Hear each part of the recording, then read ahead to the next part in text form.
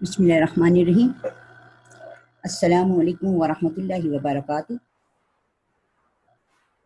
تمام تعریفیں اس پروردگار کائنات کے لیے جس نے انسان کو اشرف المخلوقات بنایا، اس کے لیے قلم کو ذریعہ علم بنایا اور اس کو نامعلوم حقائق کے علم سے سرفراز کیا۔ صلاۃ والسلام اس ذات بابرکات پر جس کو دنیا کی تمام اقوام اور جہانوں کے لیے رحمت بنا کر بھیجا گیا، اور انہوں نے تاریخ کے دور جاہلیت کو علم و شعور سے آشنا کر کے اس کو آنے والے ادوار کے لیے نمونہ اور مثال بنایا۔ یہ واشگاف حقیقت ہے کہ علم کی بنیاد پر ہی آدم علیہ السلام مسجود ملائک قرار پائے، اور صاحب علم کی کئی درجہ فضیلت مسلم امر ہے۔ اسی مقصد کے لیے تعلیمی ادارے وجود میں آتے ہیں تاکہ ان کے ذریعے انسان علم و شعور سے آراستہ ہو کر اپنے آپ کو مہذب بنا سکے۔ فی زمانہ جامعات تعلیمی نظام میں قیادت کے منصب پر فائز ہیں، جہاں اعلیٰ تعلیم کے ذریعے ذہنوں کو جلا بخشی جاتی ہے۔ پاکستان میں اعلیٰ تعلیم کے فروغ کے لیے جہاں جامعات کی تعداد میں روز افزوں اضافہ ہو رہا ہے، وہاں تعلیم کے معیار کو بھی پیش نظر رکھا جا رہا ہے۔ اسی ضمن میں حال ہی میں پنجاب کی جامعات کے چانسلر و گورنر پنجاب کی ہدایت پر تدریس قرآن کا لازمی مضمون متعارف کروایا جا رہا ہے، تاکہ قرآنی تعلیمات کے ذریعے انسانی کردار کی تہذیب و تعمیر کی آگہی کو بڑھایا جا سکے۔ تدریس قرآن کے سلسلے میں دیویما یونیورسٹی ملتان نے جو سلیبس مرتب کیا ہے وہ 2 سیمسٹرز پر مشتمل ہے۔ پہلے سیمسٹر میں تعارف قرآن کے تحت اہمیت و فضیلت قرآن، حفاظت و کتابت قرآن اور تدوین قرآن مجید وغیرہ پر گفتگو ہوگی۔ ابتدائی 50 صورتوں کے اسماء کا تعارف کروایا جائے گا اور چند صورتوں کی مختصر وضاحت کی جائے گی۔ ان صورتوں میں سورۃ الفاتحہ، سورۃ النحل، سورۃ یاسین، سورۃ الحجرات اور سورۃ فیل تا ناس شامل ہیں۔ آج کی پہلی نشست میں قرآن حکیم کی عظمت و فضیلت پر مختصر معروضات پیش کروں گی۔ اہمیت و فضیلت قرآن مجید۔ قرآن مجید تمام شرعی علوم کی اصل ہے۔ یہی اولین و آخرین کی خبریں سنانے والا اور فرما برداروں اور نافرمانوں کے انجام کا حال سنانے والا ہے۔ وہ خالق کون و مکان کا کلام ہے، جسے آسمان کے امین یعنی جبرائیل علیہ السلام اور زمین کے امین یعنی حضرت محمد صلی اللہ علیہ وآلہ وسلم کے پاس لے کر آئے۔ دنیا کے تمام علوم میں کہیں نہ کہیں کمی بیشی یا ترمیم کا اندیشہ ہو سکتا ہے، مگر قرآن اس قدر یقینی ہے کہ اس میں کسی قسم کا شک نہیں۔ جیسا کہ سورۃ البقرہ کی ابتدا ہی ذالک الکتاب لا ریب فیہ سے ہوئی، اور اس قدر محفوظ ہے کہ خود باری تعالیٰ کی علم و حکمت اور غالب قدرت والی ذات نے اس کی حفاظت کا ذمہ لیا ہے۔ چنانچہ ارشاد باری تعالیٰ ہے، اِنَّا نَحْنُ نَزَّلْنَا الذِّکْرَ وَإِنَّا لَهُ لَحَافِظُونَ، بلا شبہ ہم نے ہی قرآن مجید کو نازل کیا اور ہم نے اس کی حفاظت کرنے والے ہیں۔ سنن ترمذی میں حدیث مبارکہ ہے جس کا مفہوم یہ ہے، اللہ تعالیٰ کے کلام کی مخلوق کے کلام پر اس قدر فضیلت ہے جس قدر خود اللہ تعالیٰ کی مخلوق پر ہے۔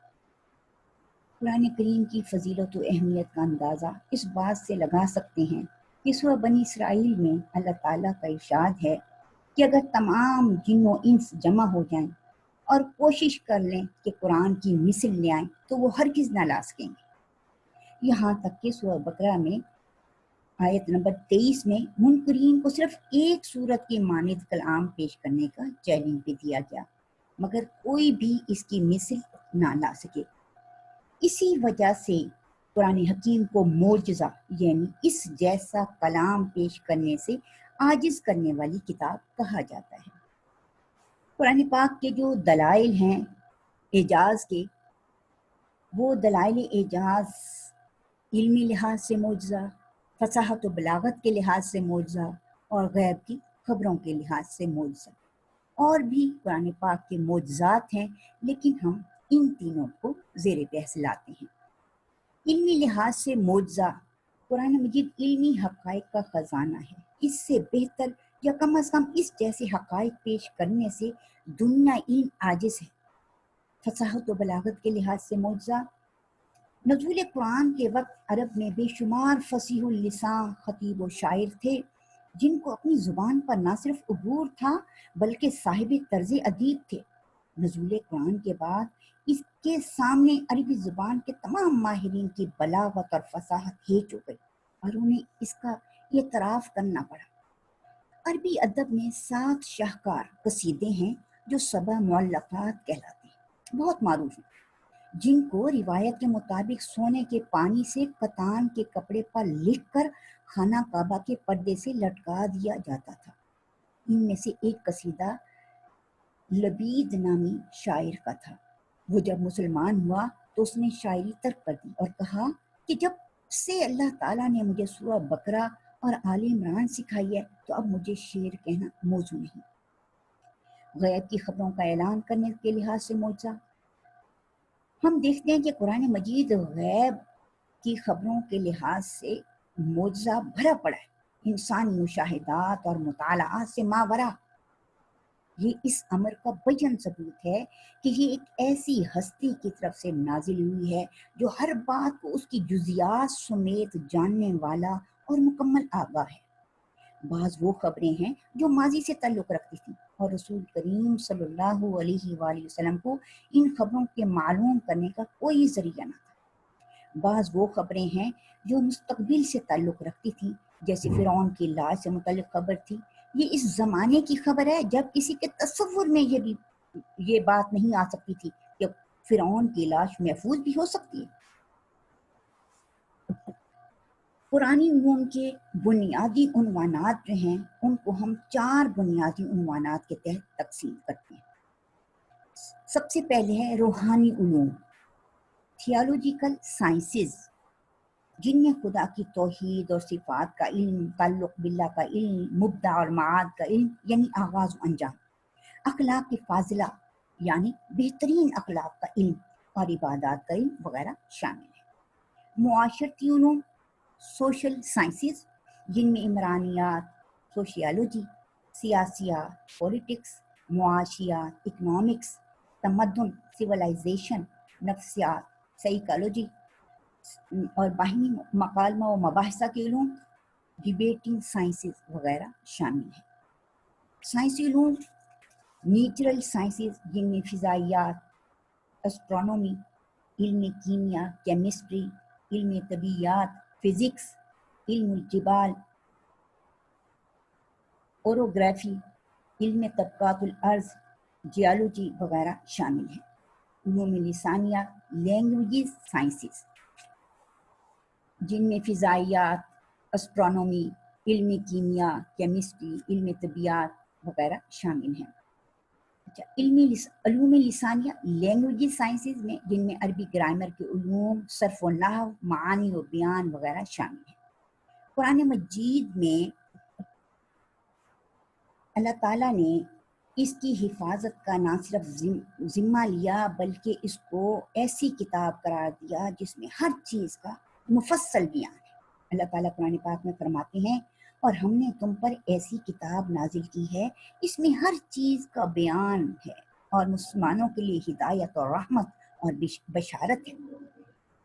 اقرار حقانیت، ہم ان کا دیکھتے ہیں کہ اقرار کیا ہے کن کن لوگوں نے۔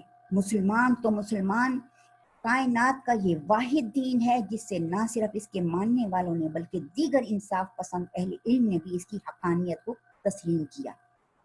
چنانچہ ایک فرانسیسی مفکر لکھتے ہیں، اسلام کو جو لوگ وحشیانہ مذہب کہتے ہیں انہوں نے قرآنی تعلیمات کو نہیں دیکھا، جس کے اثر سے عربوں کی تمام معیوب عادتوں کی کایا پلٹ گئی۔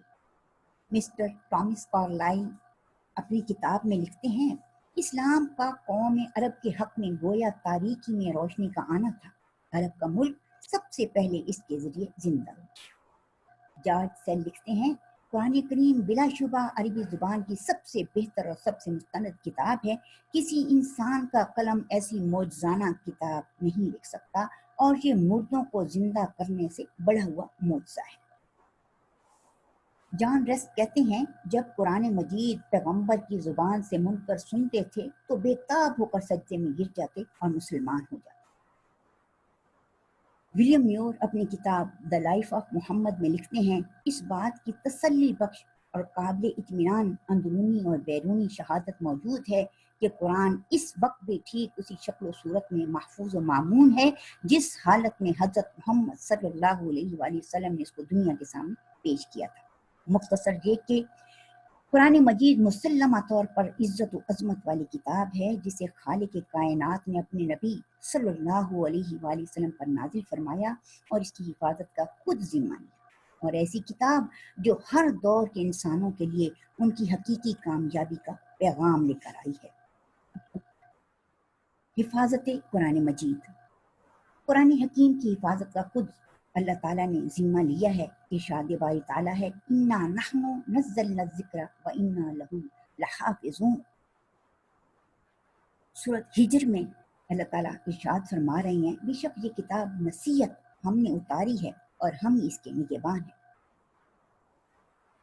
اس آیت میں ذکر سے مراد قرآن حکیم ہی ہے کیونکہ سورہ حامیم سجدہ میں خود اللہ تعالیٰ نے اس لفظ کی یہی تفسیر بیان کی ہے. فرماتے ہیں اللہ تعالیٰ ان الذین کفروا بالذکر لما جاءہم وانہ لکتاب عزیز لا یأتیہ الباطل من بین یدیہ ولا من خلفہ. جن لوگوں نے نصیحت کو نہ مانا جب وہ ان کے پاس آئی اور یہ تو ایک عالی مرتبہ کتاب ہے اس پر جھوٹ کا دخل نہ آگے سے ہو سکتا ہے نہ پیچھے سے. ان دو آیتوں کا سادہ سا مفہوم یہ ہے کہ قرآن حکیم کی ایسی زبردست حفاظت کی جا رہی ہے کہ کوئی لفظ اس سے خارج نہیں کیا جا سکتا اور نہ کوئی زائد لفظ اس میں شامل کیا جا سکتا ہے. یہ مفہوم صرف عقیدت کی بنا پر بیان نہیں کیا گیا بلکہ اسلام کی 1400 سالہ تاریخ بتا رہی ہے کہ قرآن حکیم کی کوئی سورہ، کوئی آیت، کوئی لفظ، کوئی حرف، حتیٰ کہ حرکات و سکنات کی حد تک کوئی شے بھی اپنی جگہ سے نہیں ہٹی اور نہ کوئی غیر اسلامی لفظ اس میں داخل ہوا ہے. کتابت قرآن مجید. نزول قرآن کے وقت اگرچہ عرب میں پڑھے لکھے لوگوں کی تعداد کم تھی اور لکھنے پڑھنے کا بھی بالکل دستور نہیں تھا لیکن آپ صلی اللہ علیہ وآلہ وسلم نے قرآن مجید کو لکھوانے کا خصوصی اہتمام فرمایا. جو ہی کوئی آیت یا سورت نازل ہوتی تو آپ صلی اللہ علیہ وآلہ وسلم کاتب کو بلوا بھیجتے اور جو چیز بھی آسانی سے میسر آ جاتی اس پر وحی کو قلم بند کروا لیتے تھے. آپ صلی اللہ علیہ وآلہ وسلم پر سب سے پہلے جو وحی نازل ہوئی اس میں علامہ بالقلم، اس نے قلم کے ذریعے علم سکھایا. یہ الفاظ ہیں جن میں تحریر اور کتابت کی طرف اشارہ پایا جاتا ہے. قرآن حکیم کے چند دوسرے مقامات پر انسان کو لکھنے کی ترغیب دی گئی ہے. مالی معاملات کو لکھنے پر زور دیا گیا ہے، خصوصاً قرض کے معاملے کو لکھنے اور لکھوانے پر بہت زور دیا گیا ہے. جس کتاب میں تحریر و کتابت کو اتنی اہمیت دی گئی ہو یہ کیسے تصور کیا جا سکتا ہے کہ خود اسی کتاب کو لکھنے میں غفلت برتی گئی ہو. کسی صورت ایسا نہیں ہو سکتا. رسول اللہ صلی اللہ علیہ وآلہ وسلم نے لکھے ہوئے قرآن کو دیکھ کر پڑھنے کا ثواب زیادہ بتایا ہے. آپ صلی اللہ علیہ وسلم نے فرمایا دیکھ کر تلاوت کرنے کو زبانی تلاوت کرنے پر وہی فضیلت حاصل ہے جو فرض کو نفل پر. ناظرہ اور دیکھ کر تلاوت اسی وقت ممکن ہے جب قرآن مکتوبی شکل میں موجود ہو. نبی اکرم صلی اللہ علیہ وآلہ وسلم نے اللہ تعالیٰ کے کلام کو حضرت جبرائیل علیہ السلام سے جیسے سنا ویسا امت تک بغیر کسی کمی بیشی کے پہنچایا اور کاتبانی وحی کو لفظاً اور معنن دونوں طرح لکھوا دیا. کیا ہی خوب تھی یہ رسالت. صحابہ کرام رضوان اللہ عنہم میں سے کچھ لوگ ایسے تھے جنہوں نے آپ صلی اللہ علیہ وآلہ وسلم سے قرآن مجید کی کچھ صورتیں سن کر زبانی یاد کی، کچھ اصحاب نے لکھ کر یاد کی، کچھ افراد ایسے بھی تھے جو اپنے دوستوں سے سن کر قرآن مجید یاد کیا کرتے تھے، پھر اسے رسول اللہ صلی اللہ علیہ وآلہ وسلم کو سنا دیا کرتے تھے. ان میں سے کچھ لوگ ایسے بھی تھے جو آپ کو کہیں کہیں سے قرآن سناتے تھے. یعنی انہیں بھی مکمل قرآن مجید یاد نہیں ہوا۔ رہے وہ اصحاب جنہوں نے مکمل قرآن مجید حفظ کیا اور پورے کا پورا آن حضرت صلی اللہ علیہ وآلہ وسلم کو سنایا، شرفا کی ایک جماعت ہے۔ ان میں وہ 7 قاری بھی شامل ہیں جو قرات کے امام ہیں، جن کی سندوں سے لوگ قرآن پڑھتے ہیں۔ ان کا ذکر قرات کی کتابوں میں اولین حیثیت سے کیا جاتا ہے۔ ان کے نام حسب ذیل ہیں۔ وہ حضرات علی بن ابی طالب، عثمان بن عفان، ابی بن قاب، عبداللہ بن مسعود، زید بن ثابت انصاری، ابو موسیٰ عشری، ابو دردہ رضی اللہ عنہ ہیں۔ اب ہم تدوین قرآن مجید دیکھتے ہیں کہ دور نبوت میں مختلف اشیاء پر لکھے ہوئے قرآن کی شیرازہ بندی کا خیال سب سے پہلے حضرت عمر فاروق رضی اللہ عنہ کے دل میں پیدا ہوا۔ انہوں نے حضرت ابو بکر صدیق رضی اللہ عنہ کو اس کار خیر کے لیے آمادہ کیا۔ کتابت کے لیے قرۂ فال حضرت زید بن ثابت انصاری رضی اللہ عنہ کے نام پڑا، جو بہت باہمت نوجوان تھے اور رسول اللہ صلی اللہ علیہ وآلہ وسلم کے کاتب وحی رہ چکے تھے۔ ان کے اظہار رضامندی کے بعد اس مسئلے پر مزید غور و غوص کے لیے حضرت عمر فاروق رضی اللہ عنہ کے مکان پر شورا کا اجلاس ہوا، جس میں 22 جلیل القدر صحابہ کرام نے شرکت کی۔ ان صاحبان علم و فضل نے قرآن حکیم کو کتابی شکل میں یکجا کرنے کی تجویز کی حمایت و تائید کی۔ حضرت ابو بکر صدیق رضی اللہ عنہ کے حکم سے حضرت عمر فاروق رضی اللہ عنہ اور حضرت زید بن ثابت رضی اللہ عنہ مسجد نبوی کے دروازے پر تشریف فرما ہوئے اور اعلان کر دیا گیا کہ جس شخص نے قرآن حکیم کا جس قدر حصہ رسول اللہ صلی اللہ علیہ وآلہ وسلم سے حاصل کیا ہوا اور لکھ رکھا ہو تو وہ اپنا نوشتہ لائے۔ چنانچہ صحابہ کرام رضی اللہ عنہم نے قرآن حکیم کے لکھے ہوئے اجزاء فراہم کر دیے۔